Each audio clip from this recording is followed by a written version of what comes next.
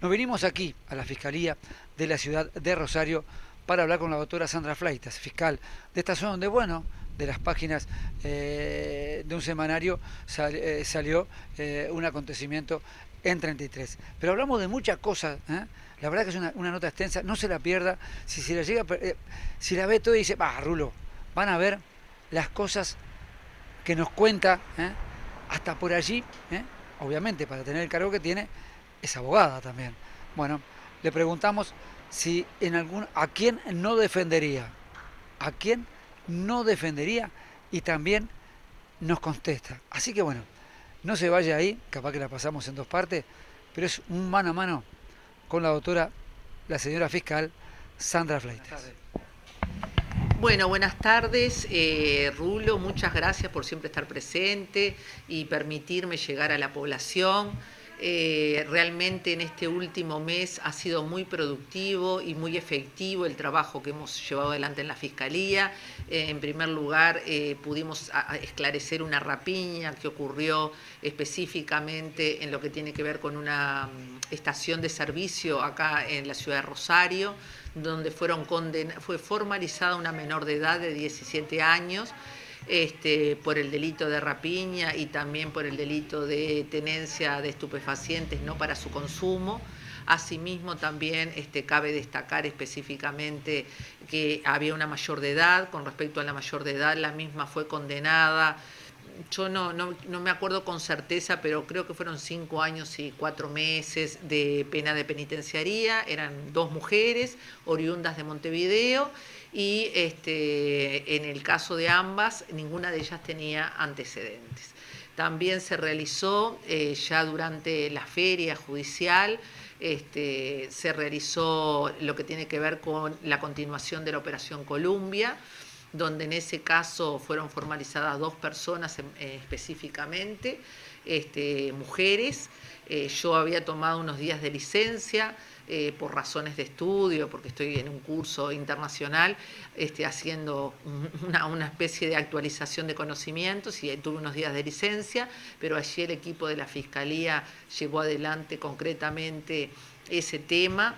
También pudimos, de alguna manera, también lograr la condena de otra persona específica que había cometido muchos delitos de hurto en la ciudad de acá de Rosario y en zonas aledañas. También se logró esclarecer ese tema concreto, específico. Así que bueno, pese a la feria judicial, hemos tenido unos resultados muy positivos.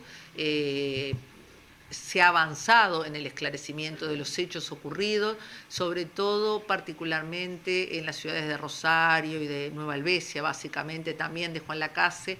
En el caso de estas mujeres que habían venido a Montevideo, habían venido las que cometieron la rapiña acá específicamente a la ciudad de Rosario, que fue donde cometieron el delito, y también en esa oportunidad, además de la involucrada principal, también fue presa una persona que tenía antecedentes por suministro de sustancias estupefacientes, que le había brindado cierta ayuda, en el sentido de que una vez que se comete la rapiña, esta persona les da asilo en su casa, sabiendo que estas eran las autores de ese hecho ilícito, y esa persona ya tenía antecedentes por delitos vinculados con el narcotráfico. Así que cabe destacar que, bueno, que pese a la feria judicial, la Fiscalía siguió trabajando. Hemos pedido incluso ya audiencias para llevar adelante formalizaciones, donde ya hemos logrado acuerdos de personas que van a ser formalizadas, y se va a solicitar el acuerdo por parte de la defensa para que recaiga pena de penitenciaría, es decir, que no son personas que van a ser formalizadas y que se van a ir a su casa, vinculadas con delito de abuso sexual, que ya se pidió en la audiencia. Estamos esperando específicamente el tema de que nos den la audiencia de parte del Poder Judicial. Y muy importante, y aprovecho la oportunidad porque creo que es una noticia que todo el mundo la siguió de cerca y tuvo mucho impacto en toda la comunidad, y sobre todo en la zona de Nueva Albesia, fue cuando pierde la vida el colega suyo, periodista Arnejo, Mauricio Arnejo, el cual felizmente ya se agotó todas las instancias judiciales correspondientes y por suerte se logró que los jueces recogieran la teoría de la Fiscalía y se lo condenó a uno de ellos, yo no me acuerdo bien los meses, pero en definitiva a una pena de 15 años y 4 o 5 meses, y al otro 17 años y unos meses más de penitenciaría. El que tiene más pena fue el que le dio muerte a Mauricio Arnejo, en tanto que el otro fue el que lesionó a quien era el propietario del local donde ingresaron a cometer la rapiña. Así que eso ya no tiene vuelta atrás, ya hay una sentencia ejecutoriada, por lo tanto esas personas van a tener que cumplir con esa pena y de alguna manera esa situación que tanta preocupación trajo a toda la comunidad, y aparte en las circunstancias en que se había dado, porque en realidad él, en un acto de solidaridad frente al pedido de auxilio de la víctima, el dueño del local donde se estaba produciendo la rapiña, es que lamentablemente encuentra su muerte una persona muy joven y evidentemente en las circunstancias en que muere de forma trágica, demuestra la solidaridad que tenía para incluso quien era en ese momento su empleador. Así que creo que esa noticia es de mucha satisfacción para todo el grupo de trabajo, para la policía que ayudó muchísimo, que trabajó muy arduamente y que logramos poder esclarecer con absoluta certeza y claridad todos los hechos ocurridos. Ya habían 4 personas condenadas por este caso, 2 mujeres, en calidad de alguna manera de haber ayudado a los autores principales, para que la gente lo entienda, por el delito de asociación para delinquir, y creo que no me acuerdo bien si no era un delito de encubrimiento, porque pasan los años y es tanta cosa que uno tiene en la cabeza. Y también estaban en esa misma causa, habían sido condenada una persona, si no mal no recuerdo, con 9 años y la otra con 14 años, vinculados con tráfico de sustancias estupefacientes, tráfico de armas, y habían tenido un grado de complicidad en el homicidio especialmente agravado de Arnejo y la rapiña cometida con respecto al dueño del lugar de la empresa donde entraron a cometer la rapiña. Así que bueno, las noticias, en cuanto al esclarecimiento de los hechos ocurridos han sido muy buenos. También hemos ganado un juicio en primera instancia por un abuso sexual de un padrastro respecto de 2 menores, las cuales en primera instancia se logró acreditar la teoría del caso de la Fiscalía y se le impuso una condena de 10 años de penitenciaría, la cual está siendo apelada en este momento, pero en primera instancia se logró esa condena mediante un juicio oral y público. ¿Gente de Rosario? Sí, gente de Rosario era particularmente en ese caso concreto. Doctora, ¿le puede contar un poco a la gente qué es formalizar? Cuando se dice, uno más o menos, a grosso modo, lo tiene bastante claro, pero está bueno escuchar decir qué es formalizar. Yo siempre digo que hasta que no llegue al final es inocente, pero bueno, ¿qué le podemos decir a la gente? Estoy aplicándole ese caso puntual de la formalización. La formalización y la condena, o la formalización y el proceso abreviado. Cuando una persona se formaliza, es decir, el fiscal que tiene la carga de probar que ocurrió un hecho delictivo y que además una persona participó en ese hecho delictivo, lo que hace empieza a juntar evidencias. Las evidencias pueden ser la declaración de un vecino, la declaración de la propia víctima, un relevamiento fotográfico de un peaje, escuchas de teléfono, en fin, hay mucha prueba. Eso constituye lo que se llama la evidencia y forma parte de la carpeta investigativa de la Fiscalía. Cuando la Fiscalía entiende que ya hay elementos objetivos suficientes para pedir la formalización, cita a la persona, si no tiene que librar una orden de detención, que en ese caso hay que pedírselo al juez, se la cita a la persona, se habla con la defensa, en presencia de la defensa, se le plantea cuál es el caso y se le dice por qué delito se lo va a acusar, diríamos, que en principio es formalizar. Entonces, cuando usted lo formaliza, le está poniendo en conocimiento, lo estoy poniendo en conocimiento, señor Rulo, que lo estoy investigando por su presunta participación en un delito de hurto. Ahí formalmente usted queda formalizado, queda sujeto al proceso penal que continúa. De acuerdo a la entidad del delito, se piden medidas cautelares o no. La medida cautelar, diríamos, más invasiva es la prisión preventiva y se sigue para adelante con el caso. Se hace una acusación, contesta la persona. Yo le estoy diciendo a grosso modo para que la gente entienda, hay distintas instancias técnicas. Se hace una acusación, contesta la defensa, después se hace un control de la prueba que ofrece la fiscalía, que ofrece la defensa, y después se convoca una audiencia de juicio público. Entonces, en ese juicio público, como en el caso de Arnejo, como en el caso de este señor que fue condenado a una pena de 10 años de penitenciaría por abusar de 2 menores de edad en forma reiterada y continuada en el tiempo, que ahora son mayores las personas, pero en la época en que fueron abusadas eran menores de edad, ahí lo que se hace, se diligencia, se toma la declaración de los testigos delante del juez, se exhibe la documentación que se pueda tener, depende del tipo de caso, va a ser la evidencia que usted tiene, se lo muestra a todo el juez, le explica al juez, de acuerdo a que usted fiscal, cómo sucedieron los hechos. La defensa le va a explicar al juez los mismos hechos, pero desde el punto de vista de ellos, cómo fue que sucedieron.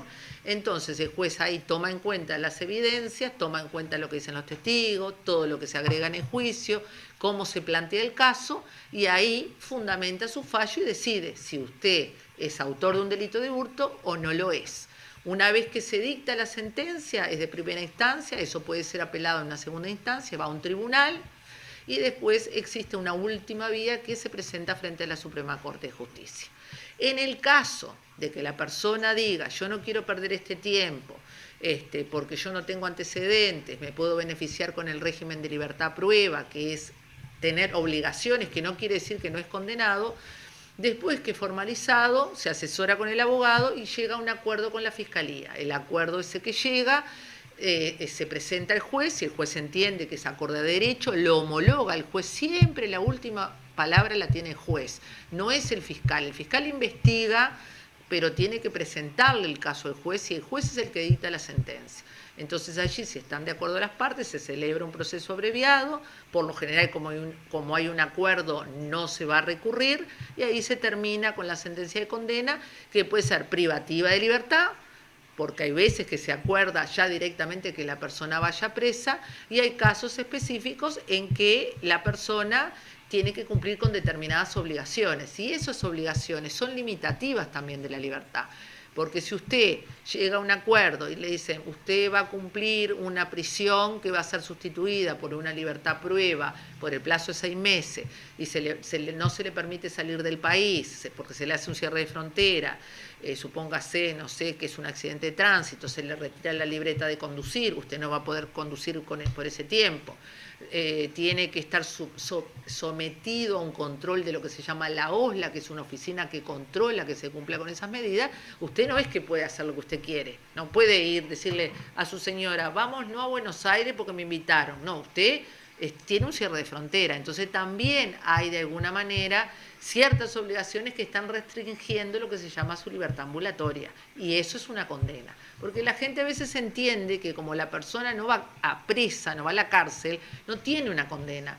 Pero hay casos específicos donde la ley habilita a que si la persona no tiene antecedentes se puede sustituir por esa libertad prueba, entonces en esos casos va a cumplir con esas obligaciones, va a tener un antecedente, mañana van a consultar y va a tener ese antecedente, pero además de todo eso tiene que cumplir con esas obligaciones. ¿Y qué pasa si no las cumple? Se le pueden revocar, entonces esa libertad que gozaba de esa libertad ambulatoria se puede transformar en una prisión, pero ya en carácter de condena, pena de prisión. Esa es la diferencia. Doctora, obviamente estamos con usted y hace unos días apareció en los medios un tema, si no me equivoco, de 33. ¿Qué le podemos decir a la gente? Bueno, en primer lugar, le agradezco mucho la pregunta. Primero que nada, para agradecer la cantidad de mensajes que he recibido, la cantidad de llamadas de teléfono, la gente toda muy preocupada. Esto es un hecho que arranca ya por el 2013. Yo llevé adelante una investigación vinculada con unas armas de fuego, unas Glock que aparecieron en Brasil y que habían sido utilizadas para cometer determinados delitos. En ese momento esa Glock por el número de serie se la habían dado a la jefatura de 33. Yo comienzo con esa investigación. En esa investigación termina condenado un subjefe de policía que estaba en ese momento en la jefatura, y también termina condenado, que era el viejo código, no teníamos este nuevo código, la dirección de la investigación la llevaba la juez, un gerente de la sucursal de Antel de allá de 33. En esa oportunidad se dan otros episodios, allí se hace una denuncia de parte del Colegio de Abogados hacia las juezas que estaban en ese momento y hacia mi persona.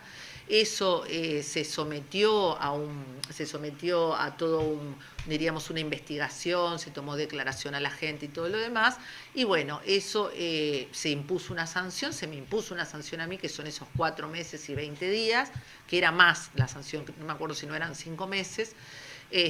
A las juezas también se le impuso una sanción que no me acuerdo en qué consistió, y lo que se hizo, se recurrió, como se hace en penal, en la vía administrativa pasa lo mismo, se recurrió. Eso vino del TCA, que es el órgano máximo en el ámbito administrativo, modificado, entendiendo que se había cometido un error, que habían cosas que no se tenían que computar, y se dictó una nueva resolución diciendo que habían cosas que podían entenderse como que estaban acreditadas y otras que no. Se dictó un nuevo acto administrativo, y ese acto administrativo se apeló que, por la información que yo tengo de mis abogados, hasta el momento no existe una sentencia definitiva ejecutoriada. ¿Qué quiere decir eso? Mientras siga por alguna circunstancia, porque alguien apela, o porque se está estudiando, o por lo que sea, solo queda ejecutoriada. Cuando queda ejecutoriada, la sanción queda firme. En el medio de prensa, yo la verdad que ni siquiera lo leí, porque como yo estaba abocada a esa etapa de capacitación, y justo fue el día antes que yo estaba en una de las instancias que tenía que presentarme, dice que se me aplica una sanción, y parecería que es de ahora en más. Esa sanción ya fue cumplida, yo sigo trabajando, gozando de buena salud, pero además de todo eso, lo importante que tengo que decirle a la gente, que yo trabajo para la gente, y solamente el que, no es justificarse, pero 25 años en una institución, sin lugar a dudas me debo de haber equivocado, no una vez, varias veces, pero solo el que trabaja se equivoca. Si usted tiene menos tiempo, tiene menos posibilidad de equivocarse, pero a lo largo de los años se puede equivocar. Eso por un lado. Y otra cosa que es muy importante, que ustedes no se olviden que yo llevo adelante un trabajo siempre muy direccionado, pero no solo del punto de vista como representante del Ministerio Público, sino también en mi condición de profesora que soy. Yo doy muchas charlas, sobre todo porque integro organismos internacionales de estudio, vinculadas con todo lo que es la delincuencia organizada, el narcotráfico, la corrupción, que son primos hermanos.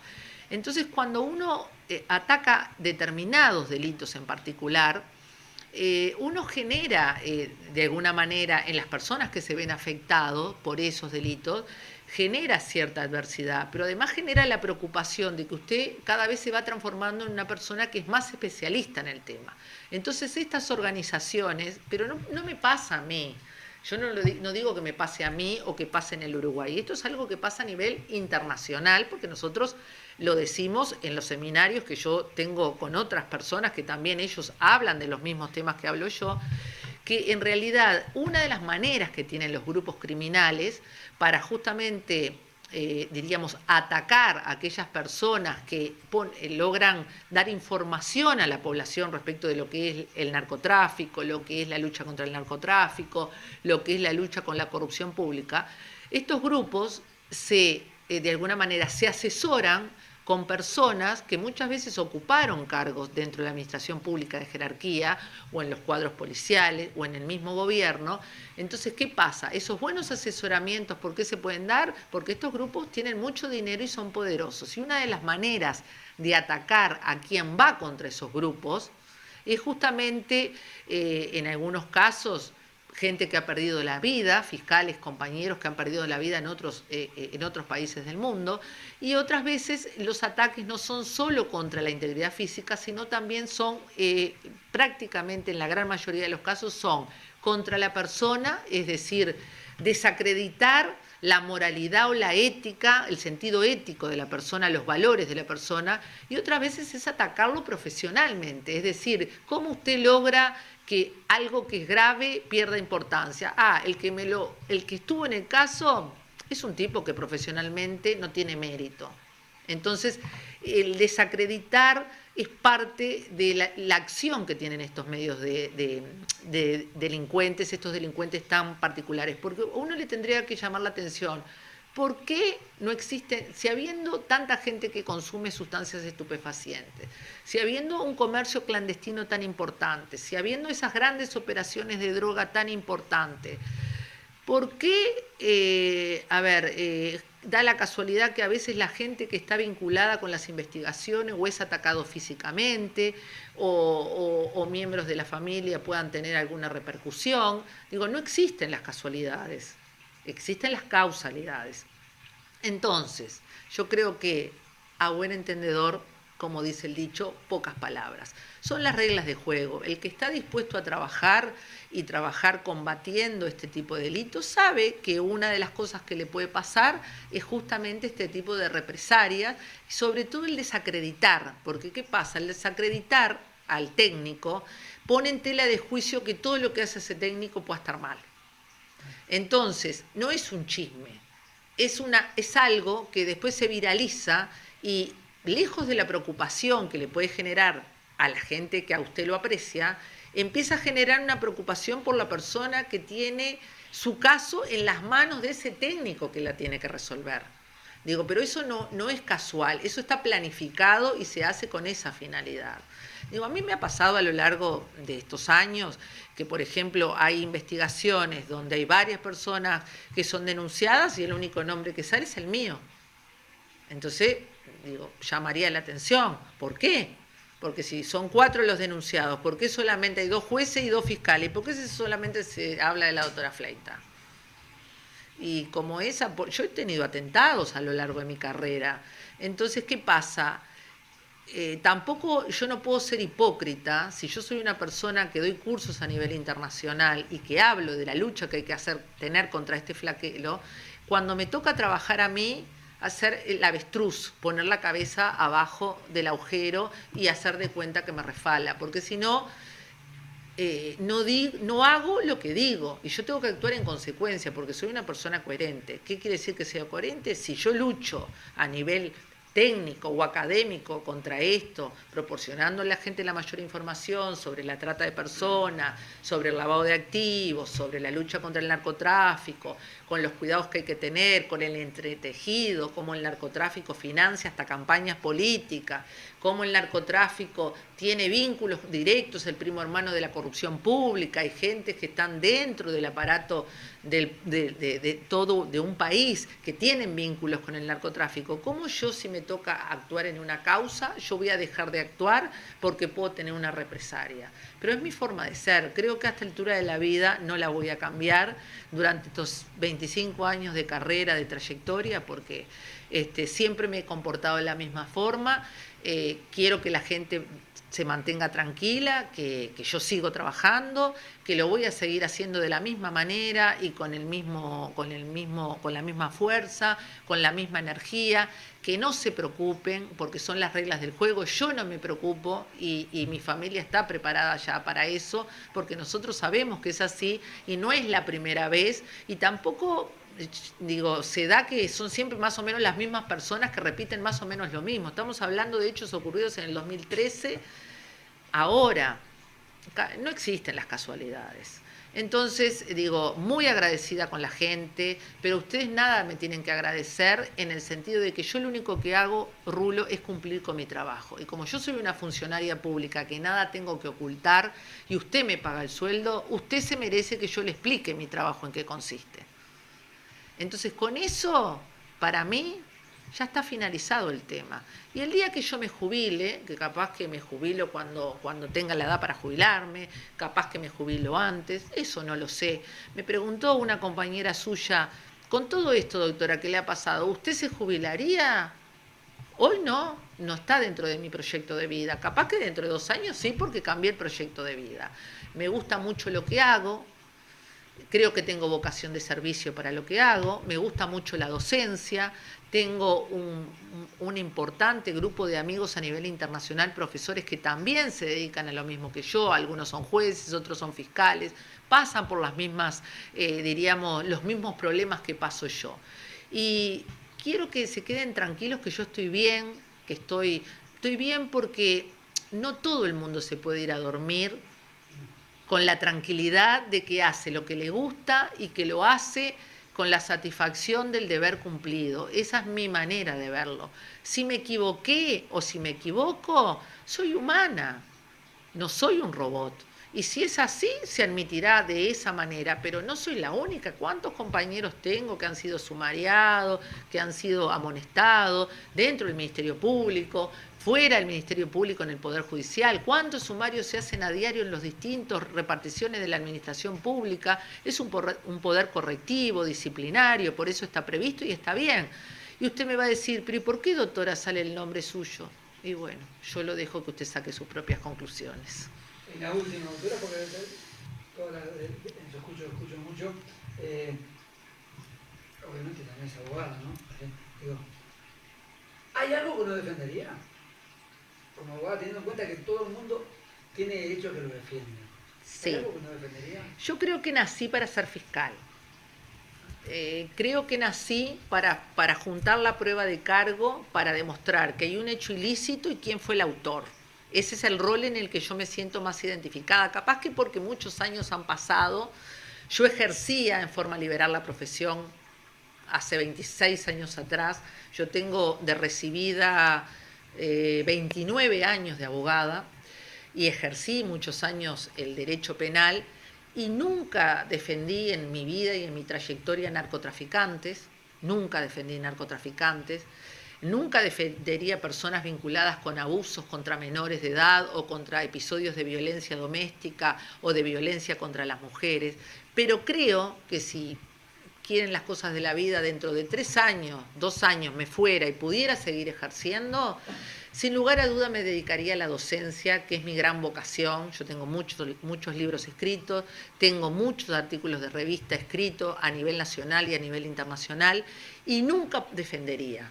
Porque si moralmente, las personas tienen que tener valores, y usted me va a decir, sí, pero de algo tienen que vivir, sí, pero cuando usted se jubila, usted va a percibir una jubilación, y está pensado de que usted pueda disfrutar sus años de vida con esa jubilación que usted percibe.